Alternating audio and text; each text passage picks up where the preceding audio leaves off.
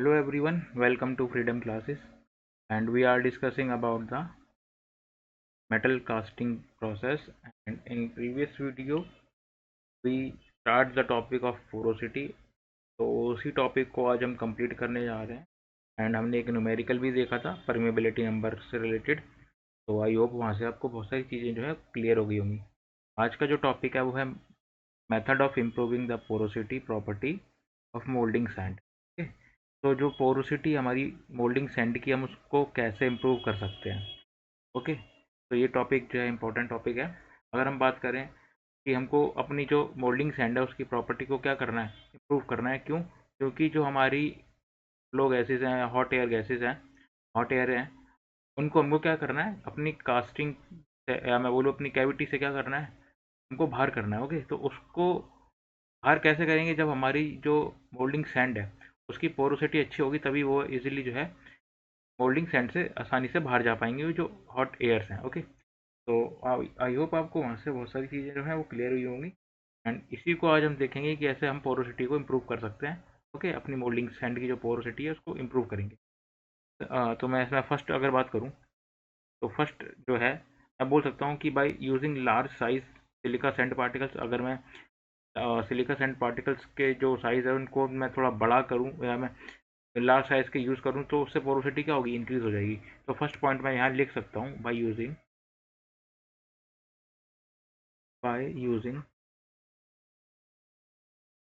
Large size large size silica sand particle, silica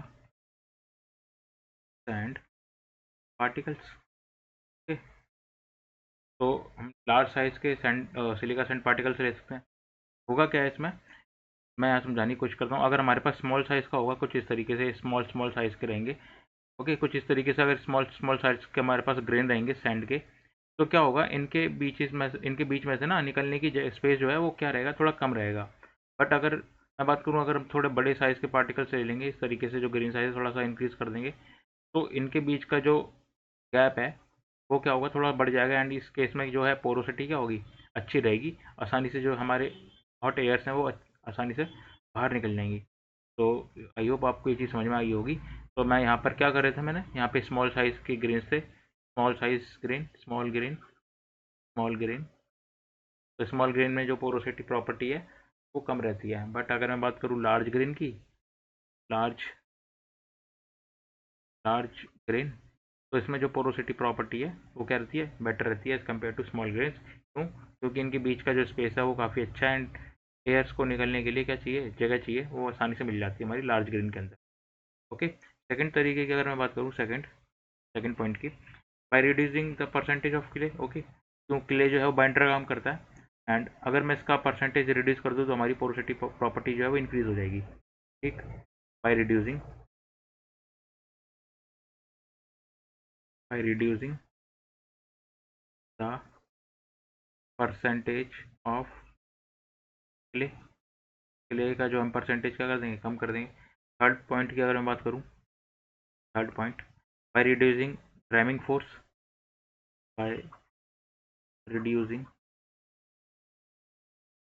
rhyming force. Rhyming क्या होता है कि जब हम अपनी कास्टिंग बनाते हैं, सैंड को ऊपर से, पैटर्न के ऊपर से डाल के हम उसको पीटते हैं। ओके, उसको हम क्या करते हैं, रैम करते हैं। तो अगर रैमिंग हम ज़्यादा कर देंगे तो जो पार्टिकल्स के बीच का जो गैप है वो बहुत कम हो जाएगा। पार्टिकल जो है वो, अगर हम बात करें उनकी जो स्ट्रेंथ है पार्टिकल्स के बीच की, या मैं बोलूँ उसमें जो गैप है वो क्या हो जाएगा, बहुत कम हो जाएगा। ठीक, और पोरोसिटी प्रॉपर्टी क्या रहेगी इस केस में, डिक्रीज़ हो जाएगी। तो हम क्या कर सकते हैं कि रैमिंग जो है, रैमिंग को हम थोड़ा कम फोर्स से करें और कम करें। ठीक है, तो इससे क्या होगा, रैमिंग फोर्स अगर हम डिक्रीज़ कर देंगे, रिड्यूस कर देंगे, तो हमारी पोरोसिटी प्रॉपर्टी ऑटोमेटिकली इंक्रीज़ हो जाएगी, rhyming force. Okay, so I hope ये भी चीज़ समझ में आ गई होगी। फोर्थ पॉइंट की अगर मैं बात करूँ, fourth point, by adding wood powder, by adding wood powder, wood powder, simple point है। Next one is fifth one, by providing vent holes, by providing vent hole तो वेंट होल क्या होता है, तो जब हम अपनी कैविटी बना लेते हैं एंड उसके बाद फिर हम लोग क्या करते हैं, जो हमारा कोप होता है उसमें हम लोग क्या करते हैं, हम होल्स क्रिएट कर देते हैं। ओके, निडल के थ्रू। यहाँ यहाँ समझाता हूँ इस तरीके से। ये जो हमारी कैविटी है, कुछ इस तरीके से कैविटी हमारी। ओके, एंड ये हमारा क्या है, कोप है। This one is drag. ठीक, तो यहाँ पर क्या होता है, जब इसमें मोल्टन मेटल जाएगा, गैसेज जनरेट होंगे एंड गैसेज जो है वो बाहर की तरफ जाने की कोशिश करेंगी। एंड इस तरीके से जो ये हम क्या प्रोवाइड कर रहे हैं इसमें, ये जो है हमारे वेंट्स हैं, वेंट होल।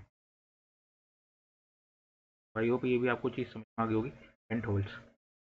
ठीक, तो हम लोग क्या कर सकते हैं, ये वेंट प्रोवाइड कर देंगे ताकि कि जो गैसेज हैं वो आसानी से क्या हो जाएँ, इसके थ्रू होते हुए बाहर निकल जाएँ। तो इससे क्या होगा, हम लोग अवॉइड कर सकते हैं अपने इफेक्ट को, बुल होल्ड इफेक्ट जो होता है उसको हम अवॉइड कर सकते हैं। तो आई होप आपको चीज़ समझ में आ गई होगी अच्छे से। ओके, नेक्स्ट टॉपिक अगर मैं बात करूँ, नेक्स्ट टॉपिक जो है वो हमारा स्ट्रेंथ है। मैं डिस्कस कर चुका था जो ये चीज़ जो है हम लोग